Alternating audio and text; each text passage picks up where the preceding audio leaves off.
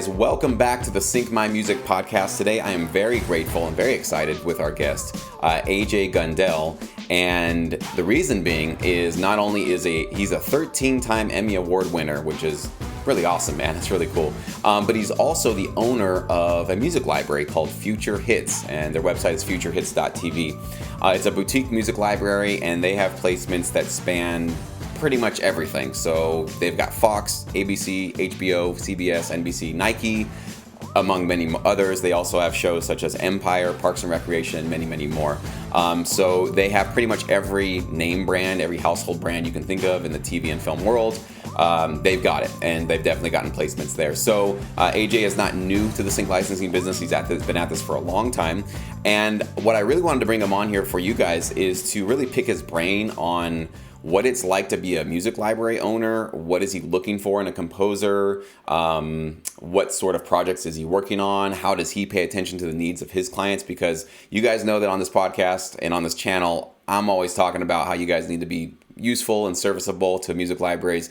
But I think today I'm going to try to keep my mouth shut, and I'm going to just let AJ talk most of the time, because I really want you guys to hear it directly from somebody who's doing this. This is his living, and so he actually is the more authoritative source here. So I really want you guys to pay attention to what he has to say. So AJ, thanks so much for being here, man. I really do appreciate your time today.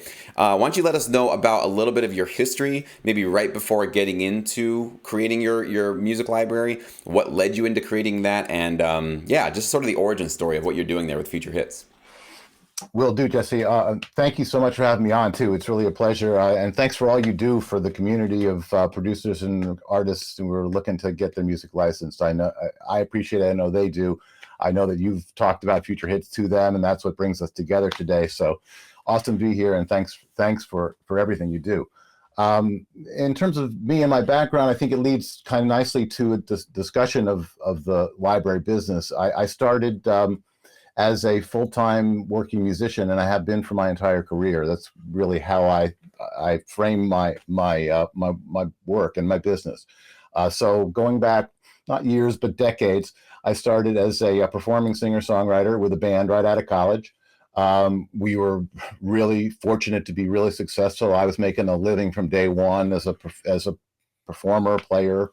Got into writing my own songs. Some of the band's music found its way. I live in Metro New York City, so made some connections to New York producers, and my music found its way to some ad agencies and TV shows. So I was getting some of my own songs and composing stuff on early on. Excuse me. That led to some music supervisor offers and opportunities to work on some shows themselves. So in the 80s, towards the end, I was working on some daytime shows like Guiding Light, and after that, something called All My Children as a music director supervisor. I worked with The Cosby Show for a couple of years when it was cool to be working for The Cosby Shows, and cool to say so. But got some tremendous experience in the trenches working on the shows as a music soup then, and had my first experiences hands-on with working with music libraries myself as a music soup, scoring our shows. Led me to learn what went into making a music library work, and frankly, sometimes what wasn't working, And I remember having a light bulb moment one day, looking through 9 or 10 CDs, with the medium delivery at the time, to find that I had to, look through that many CDs to find one great cut, And I said to myself, if you ever have a chance to do this, better do it. And as it turns out, that happened. And mid-2000s or so, my gig on All My Children transitioned to a part-time gig as well at a audio post facility in New York called Tonic. And we started a song library called the Tonic Song Library there. And it did extremely well early on. And it was at the beginning of a wave of music libraries that had started to sort of populate the business, And to the point of your first question, how do we get started? That library at the time was a non-exclusive imprint, and that was really what was sort of the rule of the day too. Most libraries at that point were non-exclusive, and it worked well for a time, but it soon started to, as I have said before, cannibalize itself, because so much stuff was flooding the market non-exclusively, there were multiple versions of multiple songs being, you know, essentially marketed by multiple entities. And the end user clients started to get frustrated with, you know, potentially the same track coming at them from any number of different ways. So my early success with Tonic and the Tonic song library rolled into your first question, which is how does Future Hits get started? It started as a response to the challenges that non-exclusivity had presented. And so I started Future Hits as an exclusive imprint, and that's what it continues to be today. So it's an exclusive independent library, boutique, as I think you said early on, and you know, we're really about the quality of our work. And I'll address this further on a couple of the questions you have, but as you can tell from the name itself, Future Hits, you know, we're about hopefully having a future hit in the catalog. You know, somebody hears it and goes, wow, you know, well, I haven't heard that before, or I could hear it on the radio, or I could hear that streaming. You know, that kind of quality is what we're looking for.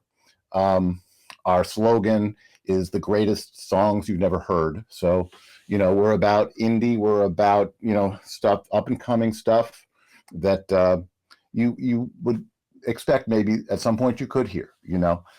And so the branding and the messaging there is all about quality, and quality over quantity.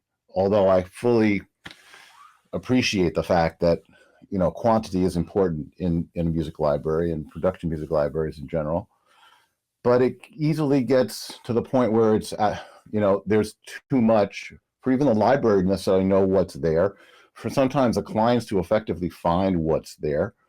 And I've just been more comfortable with the boutique quality of having a roster of writers I know, generally hands-on, and having brought them on board personally.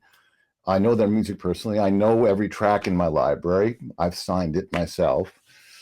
And I like that not only that personal boutique connection, but I like, for one thing, the relationships I established with my writers as a result. And what I can convey to our end user clients too is that is as the middleman between those, you know, the representative of high quality stuff to fully, you know, professional, serious licensees in the visual media business, you know. That's awesome, man. That makes Long, perfect. Yeah, it makes long perfect sense. intro And there. you brought up a lot of really interesting points there. I'm really glad you talked about that stuff. What I want to dive into is, we know what we do every day. We're trying to compose music, we're pitching to libraries, and then sometimes we're getting briefs for custom opportunities or this or that. What does your day look like? So what are you doing on a daily basis? How do you interact with your clients? How do you find your clients? Is there a lot of babysitting when you have somebody that needs music for a particular project? Or are you more hands-off and just letting the clients pick the music? Like, what is a kind of a typical day for I know there's probably no typical day or typical project, but if you can maybe just run us through what does it feel like to basically be a music library owner for a day, I think it'd be really helpful for us. Sure. Great question. And one of my, I have a few mantras I like to say, and one of them in the music library business is that I have two clients. Both the end user client that people normally associate as a licensee who's going to make a deal and use our music. But I also look at my songwriter, recording artists, producers as clients too. They're providing us with the content that we can license. So I have two clients to serve, and you know, it's really about CRM in a lot of ways. It's about customer relationships management, you know, and that's how I honestly spend a lot of my day in a hands-on way with either my writer producer clients or my end user licensing clients in any number of ways. So you know, to peel that onion back farther, and especially from the standpoint of your writers and how that works, you know, as I said a minute ago, I really like having the opportunity to connect directly with the people who are contributing to my catalog. You know, as a full-time musician, songwriter myself, I know that it's important to make connections and to be heard and to feel that, you know, the people you're dealing with are hearing you, are responding to you, are providing you with feedback that can be helpful. And I like doing that in part because I know it's not only making my writers feel that they're getting what they need, but it also helps me get out what I need, you know. Um, and so those relationships are really important. And then, you know, the creative exchanges that happen are a huge part of what I do. It's, you know, I'm listening to music all the time. I'm hearing new stuff. I'm responding to writers. I'm saying, hey, this is great. I'm like right now in the middle of a conversation with a guy who's sent me some really awesome sounding written stuff. The sounds of it aren't quite there, so I'm working with him to try to get the sonic part of it up to a level of excellence that I'm looking for. And I want to address that in another question you had in a minute with another mantra. But yeah, it's partly just interaction, you know, feedback, listening to what people are doing, responding to what I think they've gotten, and what I, you know, sometimes can provide some feedback in terms of how it can be improved. And you know, basically working with both client ends of things to develop the catalog in terms of the creative input and quality of the music, and then with the clients to look for opportunities for placements and licenses and making and negotiating deals. Awesome, man. I love how you're framing that in terms of you have two clients. Actually, I've never heard it put that way, but it does make a lot of sense that you're basically brokering deals all the time. It's kind of what you're doing. So you do need to make sure that everybody's getting their needs met, everybody's being communicated with. And I think for everybody watching, if you don't have a library you're working with who's giving you this kind of attention, who's actually responding to your emails, responding to your calls and texts, and actually wanting to have a relationship with you, a working relationship with you, then you're going to have a much tougher time in this business, because it is true. Like, you do have to have people that are on your team and they really believe in you and they care about you and they really want to help you develop and work and get the placement and all that kind of stuff. So if you're going to a company and you're just one out of 10,000 composers and there's no customer service, and it's like, here, I remember somebody emailing me saying, hey, I reached out to my library, but they gave me a support ticket response. And I'm like, probably not a good sign that you don't really have a real relationship with somebody there. That if they have that many composers that they have to have a support ticket system, probably not a great sign. So I love that you have taken that sort of personal approach with your composers to say, I'm going to have a personal relationship with my clients. Speaking of that, when you're deciding who to bring on to your roster of composers, first, how many composers would you say you're working on a regular basis? And secondly, when a new composer approaches you, what are some of the things that make you go, damn, like that's an all-star producer, composer, songwriter, artist, and I want them on my catalog? Is it the quality of music? Is it the way that they approach you? Is it the style of their music? Like, are there certain things that you start to notice that are like, usually when producers or artists approach me in this way, they usually have a good chance of getting accepted, and I think I can do well with their music. So yeah, first, how many are you working with on a regular basis, and what are those sort of key features or attributes that you really look for in bringing on a new composer? Yeah, man, awesome questions. You know, so the first one, tens, not hundreds. You know, consistent with boutique. You know, I'm not dealing with just a massive amount of stuff that I'm constantly juggling. I'm really trying to focus on a few that I think are you know, going to potentially be either part of the library or already part of the library. But I'm talking about new stuff that that they may be interested in submitting. Sometimes we're working on a specific brief, and I'm actively engaged with the writers in terms of trying to solicit new material for a particular project that's in progress, and we need stuff for that the existing catalog may not have, or something's very custom oriented, and we need it for a particular job. So that's one part of you know, the first part of your question. The second part goes to another one of my favorite mantras, which is what do I look for? And the answer simply is, I call it the Holy Trinity. And my first follow up to that is no religion involved. It's basically three things that are essential for me in the business of representing pre-cleared music, which is right a buzzword for us. Um, and I'm imagining that you know, your subscribers and listeners say know what that is. There are three things that are essential for excellence: song, singer, and recording. So I'm out of the gate. If I'm hearing something new that's being submitted to me, that I'm listening for all three things in a quality that's above the line, I would say, of what's acceptable for broadcast quality, but also not just acceptable but excellent. Because we want to be a little bit better than just what might be the average. Again, for a future hit or the greatest songs you never heard. So why the Holy Trinity, Jesse? Well, here's the thing. Imagine these supervisor listening from their point of view, and a song comes in from a production music library, and the Music Soup listens to it and goes, wow, that song, that amazing song, really, really well written. And, they made a nice record too. Love the beats and the arrangement and everything. It's slamming, but the singer's pitchy, it's like, well, is the Music Soup calling up the library and going, hey, the song and the record kick ass, but can you recut the singer? No, it doesn't. It never happens. They're already on. By the time it took me to describe that, they're on to the next cut. They're not listening if it's not all there already too. So I have to be in the position of purveying music that is all there and has got the Holy Trinity. So all three things have to be excellent. And it's easy to say, but it's hard to do. It is.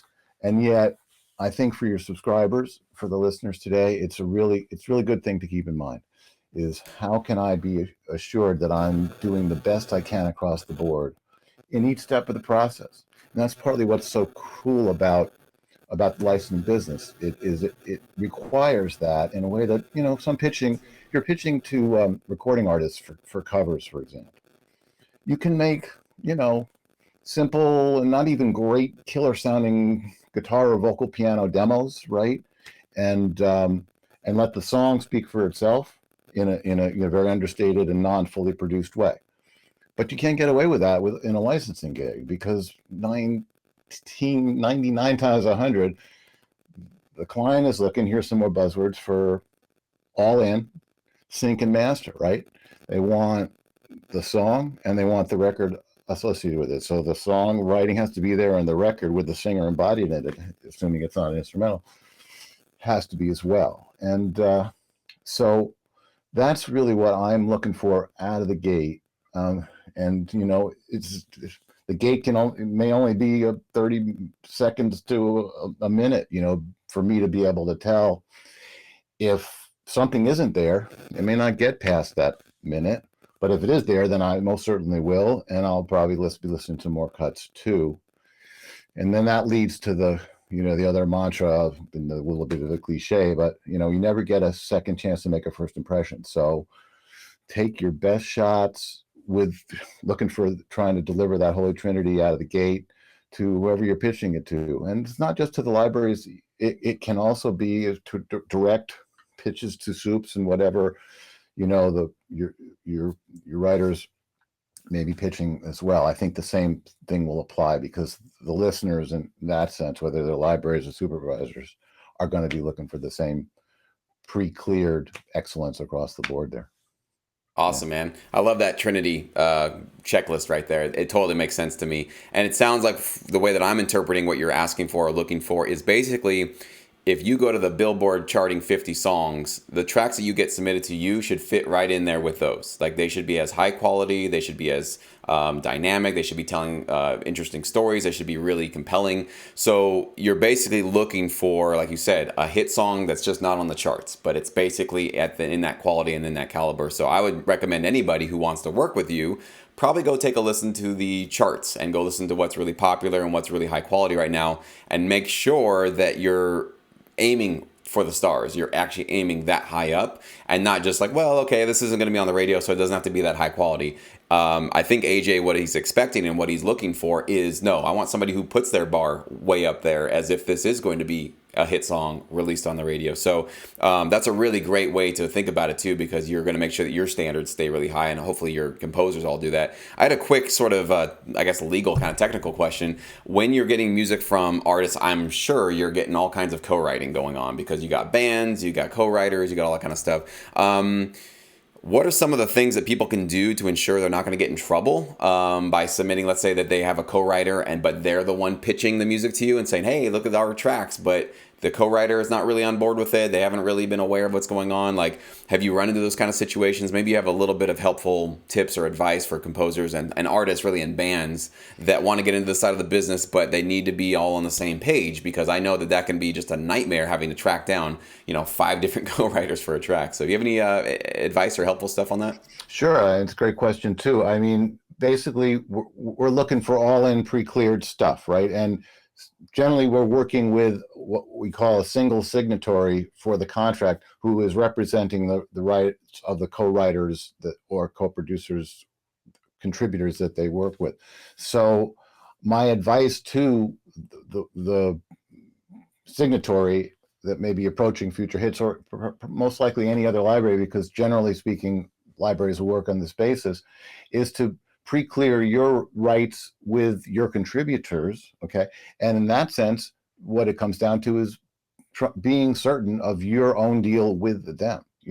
Be sure if you're co-writing of your splits with your co-writers. Go in knowing, are you going down with, is the school I'm from, of the Lennon and McCartney? We're a co-writing team, and if you're in the same room, breathing the same airspace, we're coming up with a 50-50 split, okay? Because you might just come up with one word, but it might be the word that sells the song. Conversely, and this happens more and more, we're carving it up based on what the contributions might be. And so just be sure you know what that is. And then it helps to put that down in some kind of a written form after you're done, so that you're clear on what your ownership rights are, right? So that when you go into the pitch, not only that you're probably representing them, what your shares are, and lastly, that you're clear on the fact that your co-writers, co-contributors are cool with you basically pitching their stuff, so that I know when, our contract basically has, the official words are representation and warranties, right? Reps and warranties that say, yes, I'm in the position of being able to make these assignments to you, and in this case, on behalf of the others who may be contributing. So it's part of the contractual arrangement, as well as just a sensible one too. And it's going to apply across the board pretty much.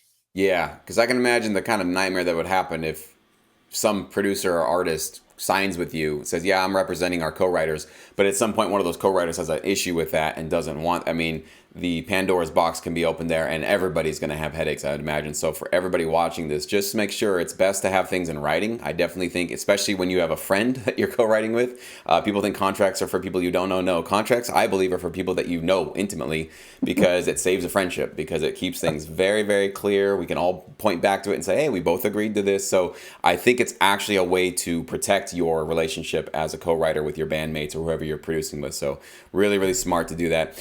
Finally, I want to kind of ask you about some changes that you've seen, because you've been in this industry longer than I have, much longer than I have. And I want you to maybe talk about what you've seen, some of the big, I'm sure thousands of things have changed, but maybe some of the bigger trends that you've noticed over the course of your career, and then maybe what you see happening into the future. I know that there are sort of split camps on the future of music licensing. There's the half that says the good days are over, it's all doomed, there's nothing else good out there, like all the good sync fees are dried up, and all the opportunities are basically gone, and we're all just fighting for scraps now.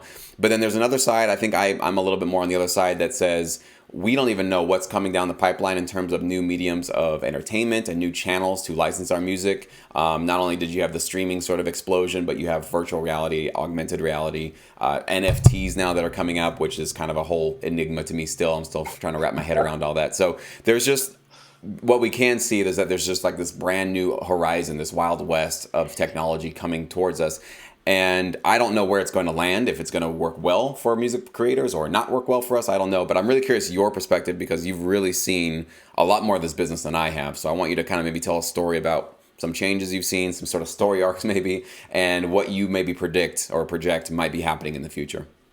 Sure, man. Well, to an earlier point in our discussion, I got into the business at a time when music libraries, PMLs in general, were really starting to peak, and a lot of it was non-exclusive. So one of the huge changes has been the transition in the business from non-exclusivity towards exclusivity exclusivity being more favored, by the clients. The other huge change, and you've just referenced this too. I mean, it exploded. The business has exploded back in the 2000s when we were starting. There were not thousands of libraries. There might have been dozens and maybe 100, but the whole business has just blown up. And I tend to look at it as you do, and sort of optimistically as well, and think that that's a good thing, that we have basically we've become a sort of a haven for a lot of where the music business has tracked. I mean, back in the day, and way back when sync licensing was kind of looked at as, especially for recording artists, not something that I necessarily want to get into. I don't want stuff. I don't want my song on a commercial, and and now of course it's completely flipped, and people love to have theirs on a commercial or any other number of visual media. But now that it's become a favorite of the medium, and the music business in general, in part because so much of what's happening in terms of sales and downloads and actual ability of artists to generate revenue from sales and performing fees and stuff like that related to it, sync is gotten usually hot. And of course, here come all the thousands of libraries and composers with their own boutique libraries and everything else rushing in. So, one of my other mantras, I think the last one of the day, is, there's good news and bad news about the digital age for sync. The good news is that everybody can do it, and the bad news is that everybody can do it. So, on the one hand, there's huge opportunity for everybody to jump in, and there are no gatekeepers necessarily to keep you from basically starting. Here I am in my studio myself, right? So, here everybody has this ability to have their DAW in their basement and hit the ground running and make a pitch on the internet to your favorite show, right? Back in the day, there were gatekeepers that would prevent that. Now, as a result, the fact that everybody can do it, everybody is doing it, and so the market is glutted. And that leads to your question of, what, the days are over and we're fighting for scraps, and what are we going to do? I look at it as opportunity in some of the same ways that the pandemic created huge challenges for us all. It also created some new opportunities for us to rethinking and thinking out of the box about how we're going to try to take advantage of new avenues for getting syncs.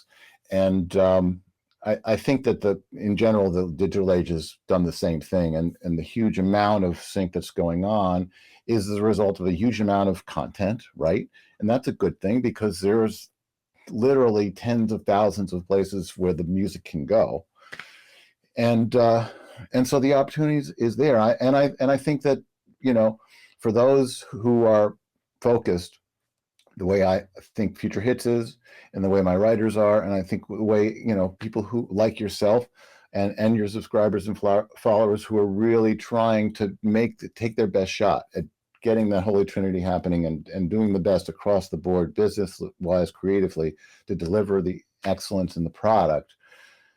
That's what's going to cut through, and to continue to aim for high in that way. For me, continue to stay lean and boutique and connected to the people that I am dealing with, to be able to offer quality across the board, I think is what's going to continue to hopefully cut through the noise of so much stuff, to be able to get the attention that it needs to and deserves to. And I think that's partly where the future lies, is in continuing to stay excellent, stay above the fray and the noise, and continue to look for the new opportunities as they emerge. We don't even know what look what's happened to TikTok 5 years ago. Who knew? And here we are, right? So we're now at 5 years ahead of something that we don't know yet either. But if we're as tuned in as you and your folks are, and me and mine are, to what's happening and how we can reinvent ourselves to adjust to the changes that are coming at us incredibly quickly. I think that, that's the good news. That's the reason to be optimistic, and why we're here just still trying to take the best shots we can. Awesome, man. That's beautiful. And I'm really glad you said that, because you helped me crystallize why I feel optimistic. And it's just a math issue, actually. So I think when people are talking about the golden days, the good old days, they're talking about the days when they were only basically cable and network, and there were only a few TV shows out there, and there were only a few opportunities. There wasn't a lot out there. And yes, those sync fees were a lot higher usually than they are today. So I'll give them that. But your quantity was much smaller. There was only so many things that you could get your tracks placed in. So as time has gone on, that quantity, as you said, the thousands of hours of content and all these new streaming shows and movies, and now going to be video games and virtual reality and experiences, who knows, right? This is all growing and growing and growing. So the individual payments you might be receiving per placement might not be as high as they used to be, but it's making up for it I think even more than making up for it in this just massive quantity that's basically being grown out of all of this. So yes, it is in many ways, like you said in the beginning, like quantity does have its place. And I think this is one of those situations where you do need to sort of hustle. You got to look for all the different types of places you can monetize your music, because you will have to find multiple various outlets and multiple placements to obviously start to build up a full-time income, especially as a producer.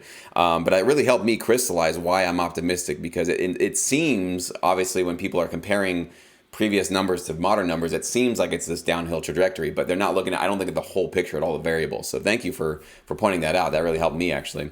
So if you guys want to reach out and work with AJ and work with Future Hits, go to their website, futurehits.tv.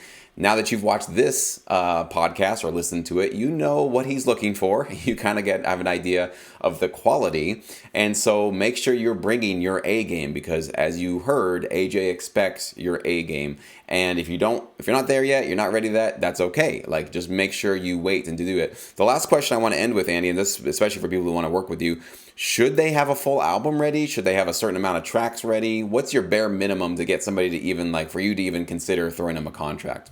Yeah, that's a great question. And I would say an album is probably not necessary, but a bare minimum is probably 3. I don't like to sign just one. The process involves, enough administration and paperwork and back and forth to sort of warrant looking for a little bit more than that. But it doesn't have to be an album. And then, maybe an album might be a desirable kind of goal, but not a necessary one, to your question. So somewhere between the two. And if it's more than an album and you've got a little bit of a mini catalog, that's not a bad thing either. But in terms of your opening pitch, to me, take your best shot. I don't want you to send me 20 songs. I don't want you to send me a whole album. Pick your best 3 as an opening pitch. If it's in the 3, then we'll peel the onion farther back to see if there's anything else worth going after too. Awesome, man. Yeah. AJ, thank you so much for your time today, buddy. Appreciate it. I hope maybe I can get you back again, because I'm pretty sure that the comments and the likes and the feedback here is going to be really positive and really helpful. So maybe we can try to do this in a couple of months or something like that, and we can revisit. And maybe if you're open to it, I'm sure I'm going to have a lot of questions from subscribers that are like, well, what about this and what about that? So maybe I'll try to put a pull out if you're open to that. We could basically, where I could really have no questions of my own. It'll be just straight from my subscribers. So if you're open to that, man, we can talk about that. But for today, thank you so much for being here, man. I really appreciate your time. It was nice to meet you. Well, thank you, Jesse, not only for today and for awesome questions. It's great to talk with someone who knows the business so well. And thanks for all you do for your subscribers and our people. You're providing a really valuable service. I know, because a couple of your people have come to me as a result of stuff that you said, and that's how we've connected too. So thanks as well for all you do. Of course, love to follow up with you, put the questions together, whatever works organically going forward. Would love to. I'm glad we've connected, and I look forward to it. Awesome. Thanks so much.